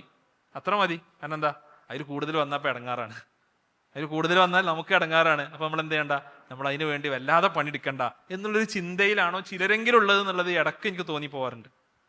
വല്ലാതെ നമ്മൾ പണിയെടുത്തപ്പോൾ കുട്ടികളൊക്കെ കൂടുതൽ വന്നപ്പോൾ നമ്മളാകെ ഇടങ്ങാറാവൂലേ എന്നുള്ളതാണ് ചില ആളുകൾക്കെങ്കിലുള്ള ഒരു ചിന്ത എന്ന് പലപ്പോഴും തോന്നാറുണ്ട്. അപ്പോൾ ഇത്തരത്തിലുള്ള സംവിധാനങ്ങൾ നമ്മൾ ഉണ്ടാക്കണം. അതോടൊപ്പം പുതിയ കാലത്ത് നമുക്കറിയാം നമ്മുടെ സമുദായം എന്നുള്ളത് പല കാര്യങ്ങളും വളരെ പിന്നിലാണ്. അത് മതപരമായ വിദ്യാഭ്യാസ രംഗത്ത് നമുക്കുള്ള ഒരു പിന്നോക്കാവസ്ഥ, അല്ലെങ്കിൽ നമുക്കുള്ള പ്രശ്നങ്ങളെ അഡ്രസ്സ് ചെയ്തുകൊണ്ടാണ് നമ്മൾ മദ്രസാ സംവിധാനങ്ങൾ ഉണ്ടാക്കുന്നത്. പക്ഷേ നമ്മുടെ കമ്മ്യൂണിറ്റിയെ ഉയർത്തിക്കൊണ്ടുവരാനുള്ള സ്പേസുകളായിട്ട് നമ്മൾ എന്ത് മാറേണ്ടതുണ്ട്? മദ്രസകൾ മാറേണ്ടതുണ്ട്. ഇപ്പോൾ പള്ളികളുടെ കാര്യമൊക്കെ നമ്മൾ നോക്കുകയാണെന്നുണ്ടെങ്കിൽ പള്ളികൾ ഇപ്പോൾ ഓരോ വിഭാഗത്തിനും ഒരുപാട് പള്ളികളും മറ്റൊക്കെ ആയിട്ട് അങ്ങനെയുള്ള ചില സ്ഥലത്തൊന്നും ഇനി ഒരു പള്ളികൾക്ക് സ്കോപ്പ് പോലും ഉണ്ടാവില്ല. പക്ഷേ മദ്രസകൾ എല്ലാ സ്ഥലത്തും സ്ഥാപിക്കപ്പെടേണ്ടത് വളരെ അത്യാവശ്യമാണ്. അപ്പോൾ പണ്ട് ഞാനൊക്കെ മദ്രസയിൽ പഠിക്കുന്ന സമയത്ത് നമ്മളെ പുസ്തകത്തിനുണ്ടായിരുന്നു എന്താണ് അൽ മസ്ജിദ് മർക്കസുൽ മുസ്ലിമീൻ എന്ന് പറഞ്ഞിട്ട്, എന്താണ് ഒരു പള്ളി എന്നുള്ളത് മുസ്ലിങ്ങളുടെ ഒരു മർക്കസാണ്, അവിടെ എല്ലാ കാര്യങ്ങളും നടക്കേണ്ടതുണ്ട്, അല്ലേ? ഇപ്പം നമ്മുടെ കുട്ടികൾക്ക് നിരന്തരം ഗൈഡൻസ് കൊടുക്കുന്ന ഒരു പ്രക്രിയയും കാര്യങ്ങളും, നമ്മുടെ പാരൻസിന് നിരന്തരം ഗൈഡൻസ് കൊടുക്കുന്ന സംവിധാനങ്ങളൊക്കെ നമ്മുടെ മദ്രസയുമായി ബന്ധപ്പെട്ട് ഇന്ന് രൂപപ്പെട്ട് വരേണ്ടതുണ്ട്. അപ്പോൾ നമ്മുടെ നാട്ടിൽ 10ാം ക്ലാസ് കഴിഞ്ഞ ഒരു കുട്ടിക്ക്, 10ാം ക്ലാസ് കഴിഞ്ഞ കുട്ടിക്ക് ഒരു കോഴ്സിന് പോകുന്നത് എന്ത് വേണം എന്നുള്ളൊരു സംശയം ഉണ്ടെങ്കിൽ ആ സംശയത്തിന് പരിഹാരം ഉണ്ടായി കൊടുക്കാനുള്ള ഒരു സംവിധാനം നമ്മുടെ മദ്രസയിലുണ്ടെങ്കിലോ, അല്ലെങ്കിൽ നമ്മുടെ മദ്രസയുമായി ബന്ധപ്പെട്ടുണ്ടെങ്കിലോ, നമുക്കൊരു ട്രെയിൻഡ് ആയിട്ടുള്ള ഒരു കരിയർ കൗൺസിലർ നമുക്ക് ഉണ്ടെങ്കിലോ ഉണ്ടാക്കാൻ പ്രയാസമുണ്ടോ? ഇല്ല. നമ്മുടെ യൂത്തിനും സ്റ്റുഡൻസിനും അതേപോലെ തന്നെ ഓർഗനൈസേഷനൊക്കെ അത്തരം സംവിധാനങ്ങളുണ്ട്. ആ സംവിധാനങ്ങളുടെ ഒരു ട്രെയിൻഡ് ആയിട്ടുള്ള ഒരാൾ നമ്മുടെ നാട്ടിൽ നിന്ന് വേണമെന്നുണ്ടെങ്കിൽ എത്ര ആളുകൾ നമ്മുടെ ഒരു സർവീസിനെ ആശ്രയിക്കും? ശരിയല്ലേ? നമ്മുടെ നാട്ടിലെ കുട്ടികൾക്ക് എന്താണ് ഒരു വിദ്യാഭ്യാസപരമായിട്ടുള്ള ഒരു സംശയം തീരണം എന്നുണ്ടെങ്കിൽ നമ്മളെ ആശ്രയിക്കുന്ന ഒരു അവസ്ഥ കൊണ്ടുവരണം, അല്ലെങ്കിൽ അതിനുള്ള സംവിധാനങ്ങൾ നമ്മൾ ഉണ്ടാക്കണം. അപ്പോൾ പിന്നെ നമ്മുടെ മദ്രസകളുടെ റേഞ്ച് മാറും, നമ്മുടെ സംവിധാനങ്ങളുടെ റേഞ്ച് മാറും, കൂടുതൽ ആളുകൾ ഇതിലോട്ട് ഇടപെടാൻ തുടങ്ങും, കൂടുതൽ ആളുകളുടെ സഹായങ്ങൾ നമുക്ക് ലഭിക്കും, നമ്മളും അവരും എന്ത് ചെയ്യും? ഒരുമിച്ച് വളരും, ഒരുമിച്ച് ഗ്രോ ചെയ്യും എന്നുള്ളത് നമ്മൾ മനസ്സിലാക്കുക. അതോടൊപ്പം എനിക്ക് അവസാനമായിട്ട് എനിക്ക് പറയാനുള്ളത്, നമ്മുടെ മദ്രസ സംവിധാനങ്ങളുടെ ഔട്ട്പുട്ട് ഡെമോൺസ്ട്രേറ്റ് ചെയ്യുന്ന പദ്ധതികൾ നമുക്ക് വേണം. ഇത് വളരെ പ്രധാനമാണ്. എങ്ങനെയാണ് നമ്മുടെ മദ്രസകൾ എഫക്റ്റീവ് ആണ് എന്നുള്ളത് നമ്മുടെ രക്ഷിതാക്കൾ വിലയിരുത്തുക. ഒന്ന്, കുട്ടികളുടെ സ്വഭാവത്തിലും മറ്റൊക്കെ സ്വാഭാവികമായിട്ടുള്ള മാറ്റങ്ങൾ അവരുടെ വീടുകളിൽ കാണണം, അല്ലേ? രണ്ടാമത്തത്, പബ്ലിക്കിന്റെ മുമ്പിൽ ഈ മദ്രസയിൽ പഠിച്ച കുട്ടി എന്താണ്, അവൻ ഉഷാറായിട്ടുണ്ട് എന്നുള്ളത് അതാരും കാണിക്കാനോ അല്ലെങ്കിൽ അങ്ങനെയൊന്നുമല്ല. പക്ഷെ നമ്മുടെ സംവിധാനങ്ങളിലൂടെ പഠിച്ചു വരുന്ന കുട്ടിക്ക് കൃത്യമായിട്ടുള്ളൊരു എഫക്റ്റ് ഉണ്ട് എന്ന് ഡെമോൺസ്ട്രേറ്റ് ചെയ്യാവുന്ന പരിപാടികൾ നമ്മൾ വെക്കണം. ചിലപ്പോൾ അവരുടെ ഖുർആൻ പാരായണ മത്സരമായിരിക്കും, അല്ലെങ്കിൽ അവരുടെ ഒരു ഇസ്ലാമിക് ക്യൂസ് പ്രോഗ്രാം ആയിരിക്കും, അല്ലെ? അങ്ങനെ പല രീതിയിലായിരിക്കാം. നമ്മുടെ കുട്ടികളുടെ കഴിവുകൾ ഡെമോൺസ്ട്രേറ്റ് ചെയ്യുന്ന ഇത് അവരെന്ത് ചെയ്തിട്ടുണ്ട്, അവർ അടിപൊളി ആയിട്ടുണ്ട്, അവർ ഉഷാറായിട്ടുണ്ട് എന്ന് രക്ഷിതാക്കളെയും ജനങ്ങളെയും ബോധ്യപ്പെടുത്തുന്ന പരിപാടികൾ നമ്മൾ എന്ത് ചെയ്യണം? നമ്മൾ നടത്തണം. അങ്ങനെ പരിപാടി നടക്കുന്നുണ്ടെങ്കിൽ നമുക്കും ബോധം ഉണ്ടാവുള്ളൂ, എന്ത് നമ്മുടെ കുട്ടികൾ ഇതിൽ ഉഷാറായി വരണം. ആളുകളുടെ മുമ്പിൽ എന്ത് ചെയ്യാൻ പാടില്ല, നമ്മളൊരു ഖുർആൻ പാരായണ മത്സരം വെച്ചിട്ട് അവിടെ എന്താണ് ഒരു സുന്നി മദ്രസ എന്നുള്ള ഒരു കുട്ടി എന്ത് ചെയ്യാൻ പാടില്ല, ഫസ്റ്റ് വാങ്ങാൻ പാടില്ല എന്നുള്ള ഒരു എന്താ പറയാ, ഒരു ആശയം നമുക്ക് വേണമല്ലോ, അല്ലേ? ശരിയല്ലേ? അല്ലേ? അപ്പോൾ ഇത്തരത്തിൽ നമ്മുടെ കുട്ടികളുടെ ഔട്ട്പുട്ടുകൾ, മദ്രസയിലൂടെയുള്ള അവർക്കുള്ള മെച്ചങ്ങൾ ഡെമോൺസ്ട്രേറ്റ് ചെയ്യാവുന്ന സംവിധാനങ്ങൾ എന്ത് ചെയ്യേണ്ടതുണ്ട്, നമ്മൾ ഉണ്ടാക്കേണ്ടതുണ്ട്. ഓക്കെ, ഇത്രയും കാര്യങ്ങളാണ് ഈ വിഷയവുമായി ബന്ധപ്പെട്ട് എനിക്ക് സൂചിപ്പിക്കാനുള്ളത്. നമ്മുടെ ഒരു പുതിയ തലമുറ വളർന്നു വരികയാണ്. ഈ തലമുറയെ നമുക്ക് പഠിപ്പിക്കാൻ, എല്ലാ തലമുറയും പഠിപ്പിക്കാനുള്ളത് നേരത്തെ പറഞ്ഞ പോലെ ഒരൊറ്റ കാര്യങ്ങൾ മാത്രമാണ്. പക്ഷേ നമ്മുടെ എന്താ പറയുക, അധ്യയന രീതികളും നമ്മുടെ ഇടപെടലുകളും കാലത്തിനനുസരിച്ച് മാറിയില്ല എന്നുണ്ടെങ്കിൽ അതിൽ ഒരു തലമുറയായിരിക്കും നമുക്ക് നഷ്ടപ്പെട്ടു പോവുക എന്നുള്ള ഒരു ചിന്ത നമ്മളെ സംബന്ധിച്ചിടത്തോളം ഉണ്ടാവണം എന്ന് പറഞ്ഞുകൊണ്ട് അവസാനിപ്പിക്കുകയാണ്. വസല്ലല്ലാഹു അലാ നബീന മുഹമ്മദിൻ വാലിഹി വസഹ്ബിഹി അജ്മഈൻ വൽഹംദുലില്ലാഹി റബ്ബിൽ ആലമീൻ. അസ്സലാമു അലൈക്കും വറഹ്മത്തുള്ളാഹി.